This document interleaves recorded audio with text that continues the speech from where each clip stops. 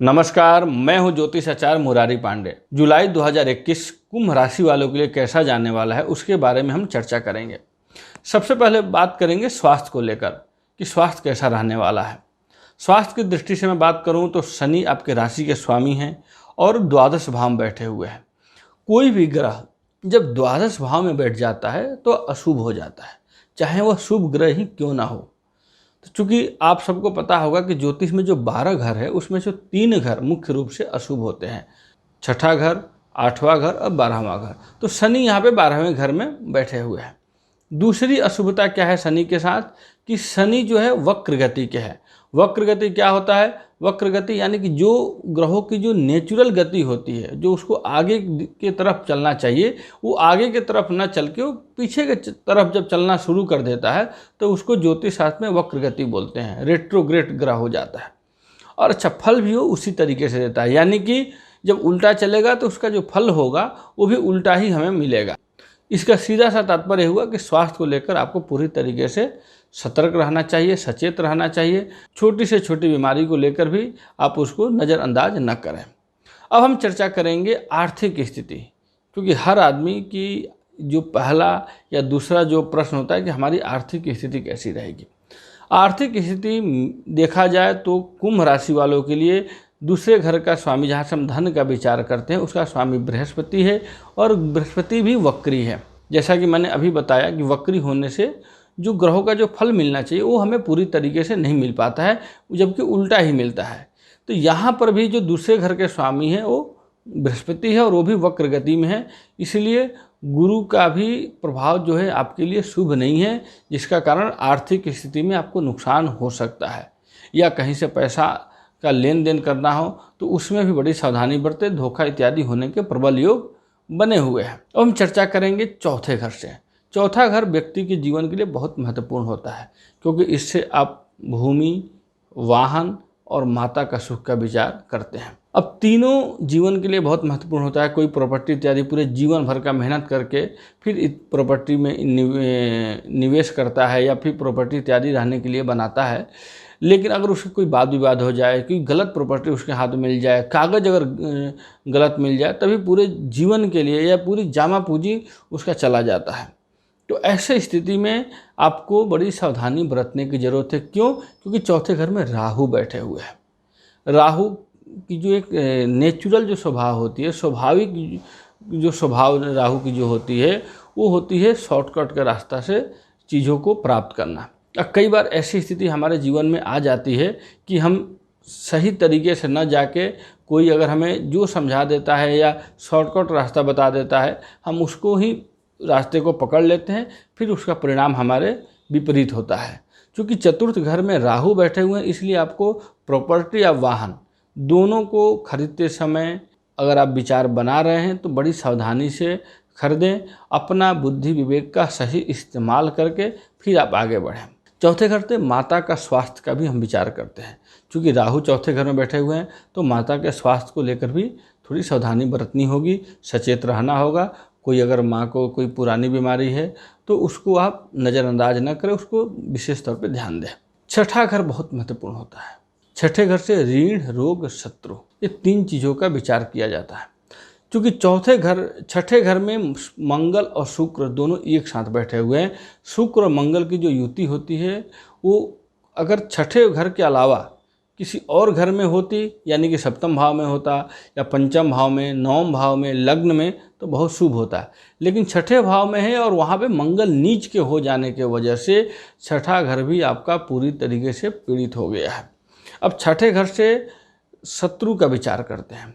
अच्छा, शत्रु 2 प्रकार के होते हैं। एक तो होते हैं कि जो हमें पता होता है कि ये हमारा दुश्मन है, से किसी वजह से विवाद है या लड़ाई झगड़ा है किसी वजह से, तो हमें पता होता है कि ये शत्रु है।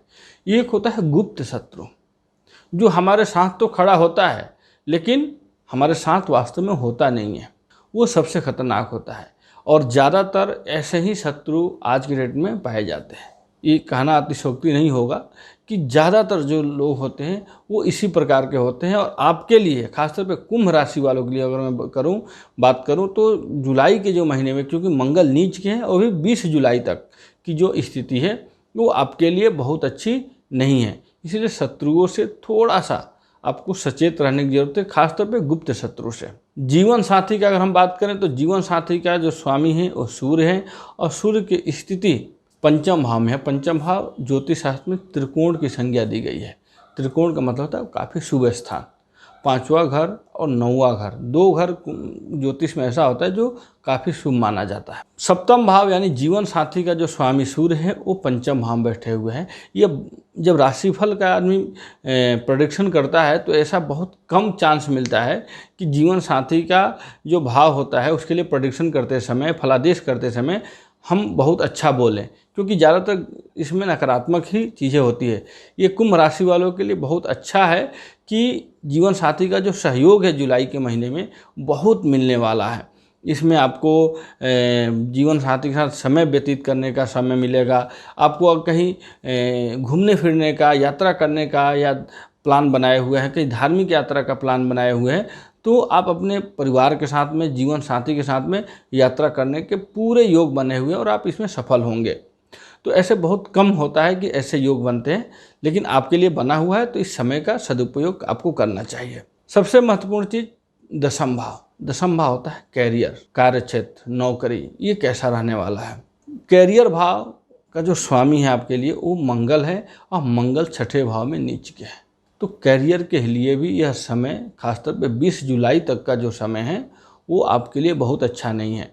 तो इसमें आपको करना क्या होगा, आपको जो आपके सीनियर होंगे या जो भी आपके सहकर्मी हैं उनसे किसी प्रकार के किसी भी विषय पे, चाहे राजनीति को लेके, चाहे ऑफिस के कार्य को लेके, किसी भी काम को लेके वाद विवाद ही ना करें।